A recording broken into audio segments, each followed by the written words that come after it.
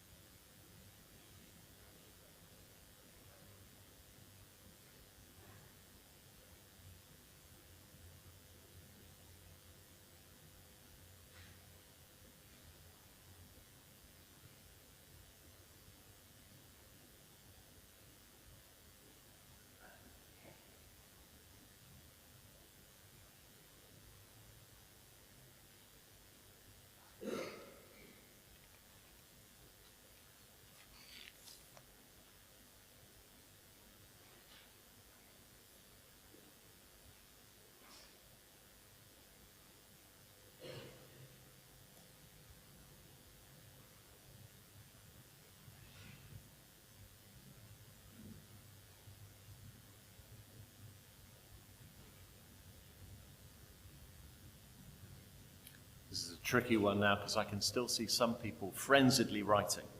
But let's crack on. I'd love the concentration during that process and the quiet, people really focusing on that. I'm hoping that was an interesting, a useful reflection. And I think if we repeated that process, and we're going to repeat that process again at the 10:45, if we did that across every member of our congregation, young and old, I suspect that we would find that wise soul in 2012 was right. We do indeed pervade our community. And I think if we wanted, we could pull together a network map that would show how we connect with every part of this wonderful place of Wendover.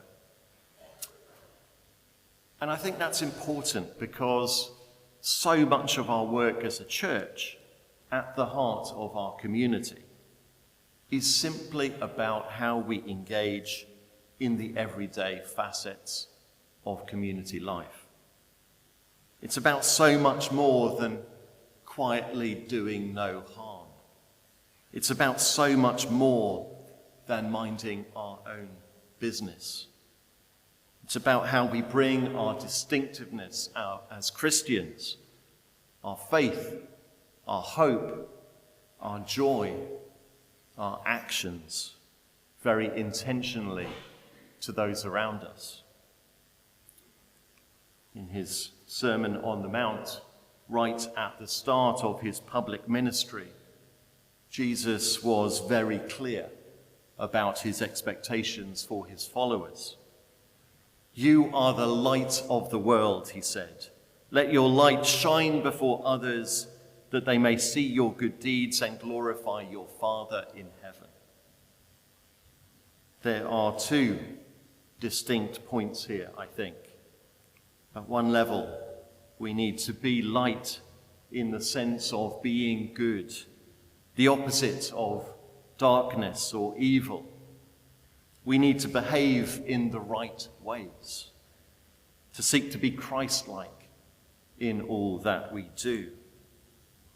That is one fundamental quality of our light. But our light must also shine brightly.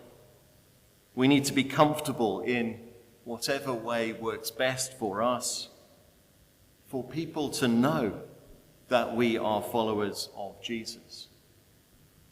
We need to point people through our words and our actions towards God. And that, I think, is increasingly important in a country in which, according to a recent survey that you might also have seen, there are now more atheists than people who believe in a God. We are called to share our faith, to share the joy and the love, the abundance, the wonder, and yes, let's face it, the excitement of being a follower of Jesus. We need to have the confidence to proclaim our faith when we have the chance. And don't worry, I'm not suggesting for a moment that we all need to start preaching on an upturned milk crate on the Manor Waste on a Saturday morning. But we do need to be happy to speak openly about our faith and of being part of this church. And we do need to be ready when people ask the questions which, if we're getting it right, will inevitably come. Why do you volunteer at Sparklers? Why are you always so generous? Why are you so committed to green issues? Why are you always giving to the food bank? I continue to believe that the best form of evangelism is a lifestyle sort of evangelism, rooted in action and behavior, making people wonder why we do the things we do, and encouraging them to want to join in too. And joyfulness I think, lies at the heart of it all, a fundamental part of our ability to shine. Here's Dr. Barbara Holmes writing in Richard Raw's Daily Reflection a couple of weeks ago. She says, "Suppose that at the entrance to heaven there is a scale, not a scale to weigh good and bad deeds, but a scale to measure joy. Suppose our passage into the next life will not be determined by the number of souls saved, sermons preached, or holiness pursued. Just joy." We've become very somber Christians in a very somber age, she says. It's not that we don't have things to be concerned about. There are wars, natural disasters, deficits, broken relationships, and viruses. But in the midst of this, we're called to joy by a joyful God and a joyful Saviour. As followers of Jesus, we are called to shine joyfully in the world. How well, I wonder, would each of us say that we manage that each and every day? I know that I certainly have some work to do on that. But of course, simply pervading the community, however joyfully, isn't always quite enough. Just being there, shining and being joyful, isn't the full measure of our Christian mission.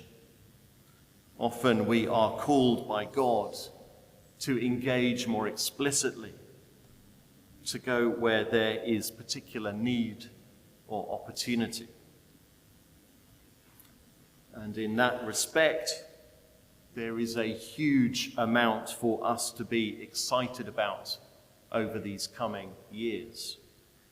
The mission action plan that we've published this year is the most outwardly focused plan that I've seen in my 20 or so years here at St. Mary's. Our pioneer minister for children, young people and families will be rooted not here, but in our schools, the youth centre and other community settings. We've expressed the need to combat loneliness in our community, particularly through the community cafe, and to support young people with their mental health and well-being. We're continuing our eco-church work and are planning to improve our building and our churchyard facilities so that they can be better used by our community. And we've committed to sharing the good news through the Wendover News and through social media. All ways in which this church will shine as a light in our world, in our community, here in Wendover. Opportunities for each of us to be fully involved in God's mission in this place. I'm going to pause again now, give you each a chance to reflect once again. So I'd invite you to pick up those pieces of paper. Hopefully there's still a little bit of space that you haven't filled in yet.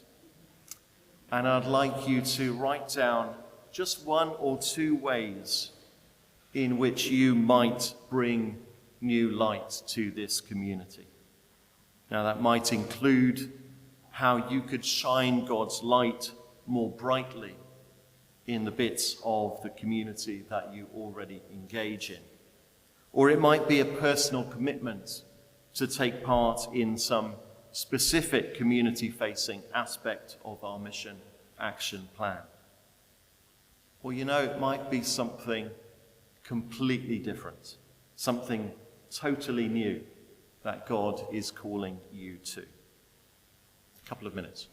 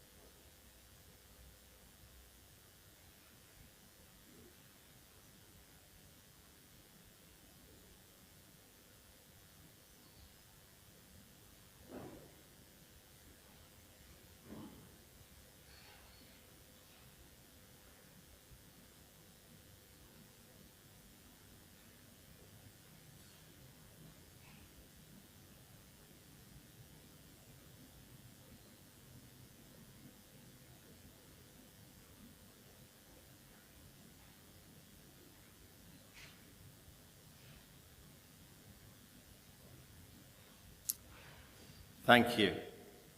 I hope that's been helpful. I would invite you to take that piece of paper home with you, to pray on it, perhaps to write a bit more, and most of all, of course, to make it happen. As I close, I'm going to share a bit of a rework of the reading we heard from Deborah from Revelation this morning.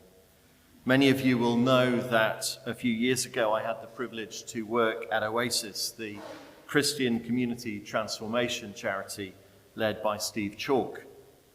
And I've shared before their reworking of Revelation 21 for their community vision in Lambeth. And last week I enjoyed having a similar go for Wendover. I hope you enjoy it. It was 8 o'clock on Monday morning. I was standing on the Manor Waste, and I saw a new Wendover coming down from the heavens.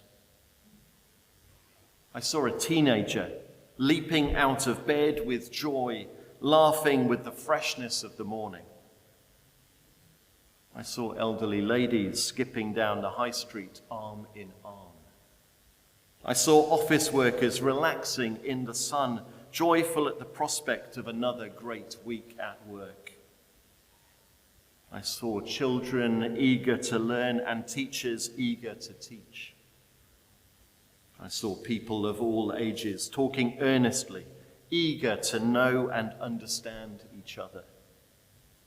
And I looked across the community of Wendover, a community of hope, a community of grace, a community of warmth. And in the clearness of the morning, I looked down into the health centre, and there was no more depression, no more anxiety, no more stress. There was no more vandalism or antisocial behaviour in the park. No more sorrow of family breakdown. No one needing to drown their sorrows in drink. No more sadness and tears, only joy and laughter. No more discrimination. No more body shaming. No threats, no fears. I saw a Wendover where everyone looked out for each other and nobody was lonely.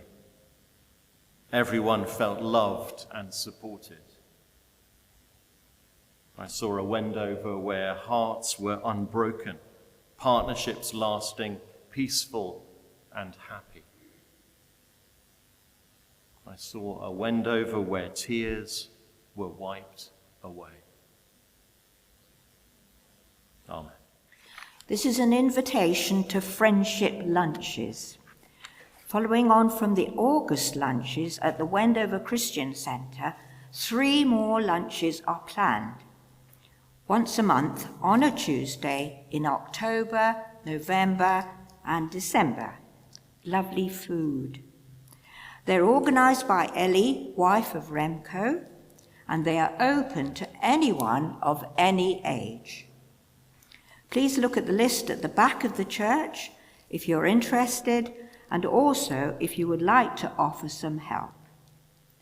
And the first one is October the 22nd, Tuesday at 12:30. Thank you.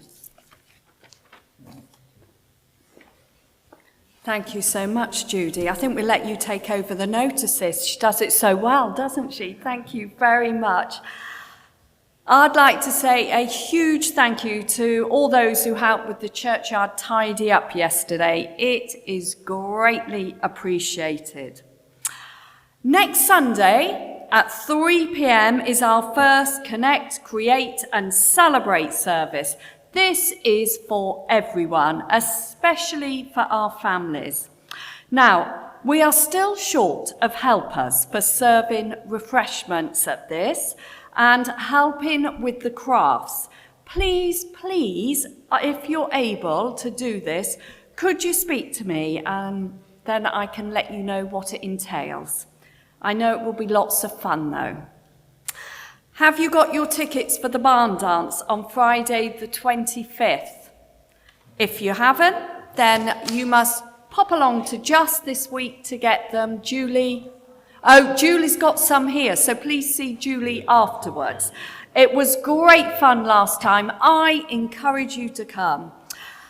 On Sunday the 3rd of November, a date for your diary at 3 p.m, we are holding our annual Memorial and Thanksgiving service. It's a beautiful service. It's a gentle service which gives us time to reflect on those who we have loved dearly, who have died. So that's Sunday, 3rd of November at 3 p.m.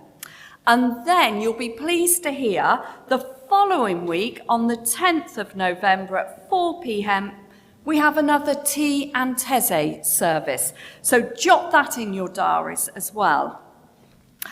And I'd like to highlight, don't forget this week's eco trip. Eco tip, that's the word I'm looking for. Were you awake or not? Don't throw any old soil from pots. Revive it with compost and eco-friendly additions to help your next set of plants. I thought that was very interesting. And also a huge thank you, Ian, for this morning. Let's make sure we take our pieces of paper away with us and pray. How can we be a presence? What is your presence? What is God calling you to do in the community?